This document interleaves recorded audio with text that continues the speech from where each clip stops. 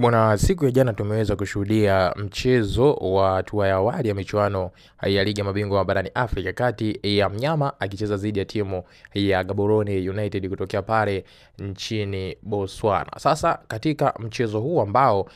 Mnyama aliweza kufanikiwa kuvuka kutoka kwenye raundi ya kwanza kwenda kwenye raundi ya pili kwa jumla ya aggregate ya mabao 2-1 dhidi ya timu hiyo ya Gaborone United, lakini kiujumla mchezo ulikuwa upo upande wa timu ya Gaborone licha ya klabu ya Simba kuwa nyumbani kwenye dimba la Benjamin Mkapa. Sasa katika mchezo huo hapo ambao uliweza kufanyika pale kwenye dimba la Benjamin Mkapa, kuna mengi yaliweza kutokea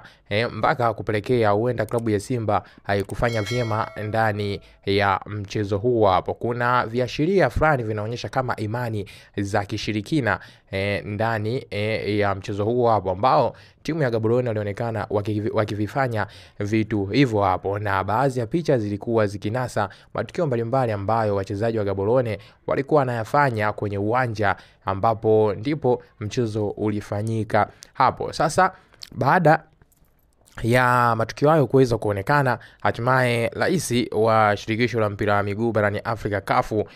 Patrice Motsepe ameweza kuweka wazi kuhusiana na kile ambacho kiliweza kutokea kwenye mchezo kati ya timu ya Simba dhidi ya timu ya Gaborone kufuatia vitendo hivyo hapo ambao vinazaniwa ni imani za kishirikina. Adhabu ambayo Gaborone wanakwenda kuipata nitakuja kukwambia hapa Bongo Vibe TV, lakini nikukumbushe mwana michezo wangu, kama hii ni mara yako ya kwanza unajiunga nasi alafu bado hauja subscribe channel yetu, basi nikwambie kiukweli wewe ulikuwa unapitwa na taarifa nyingi na zile nzuri za kimichezo ambazo sisi huwa tunakusogezea wewe kila siku kupitia hapa Bongo Vibe TV. Na ili basi usiendelee kupitwa na taarifa zetu zote mpya zile za kimichezo na za kiburudani ambazo sisi huwa tunakusogezea kila siku kupitia hapa Bongo Vibe TV, cha kufanya sasa hivi swala ni moja tu, hakikisha unakwenda kusubscribe channel yetu kwa kubonyeza maneno mekundu yaliyo chini ya video hii yanaandikwa subscribe, kisha kutani on notification ili uwe mtu wa kwanza kuzipata update zetu zote mpya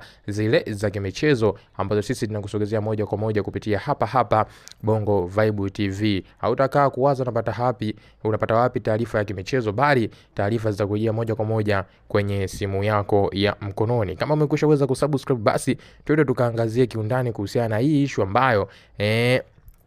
iliweza kutokea kwenye mchezo kati ya Simba dhidi ya timu ya Gaborone United. Hivi ni vitendo ambavyo vinaashiria imani za kishirikina. Kama tunavyofahamu mpira wetu wa Afrika, kuna baadhi ya timu huwa zinaamini katika imani hizo za kishirikina. Ili ushinde mechi fulani lazima ufanye vitu fulani uwanjani kabla ya mchezo husika, na ndivyo vitu ambavyo timu ya Gaborone walionekana wakivifanya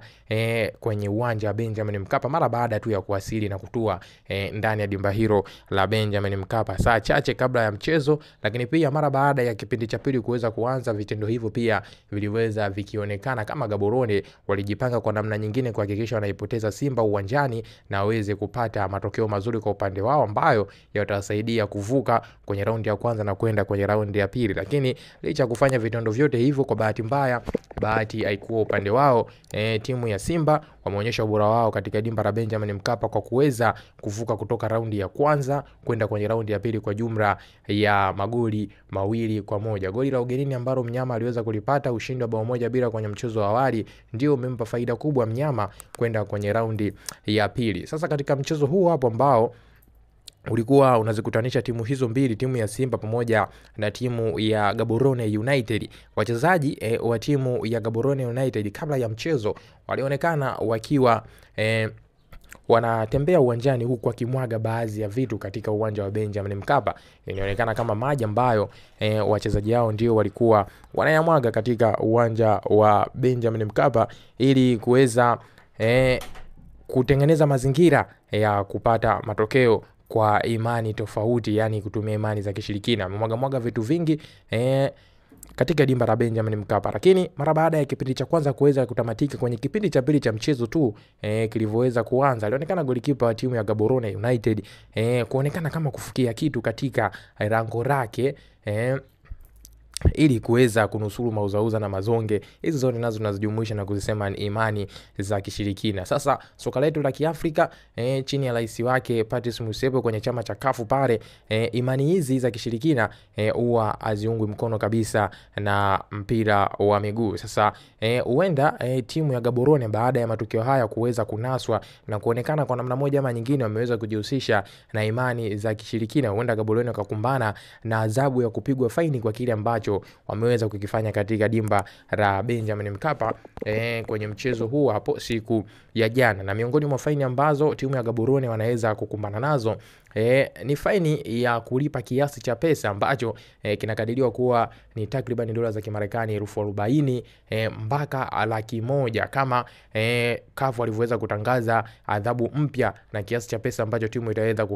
kupigwa ama kutoa faini kulingana na makosa husika ambayo wanayafanya. Sasa kulingana na kile ambacho kiliweza kunaswa na kamera, huenda Gaborone wakakumbana na adhabu hiyo ya kulipwa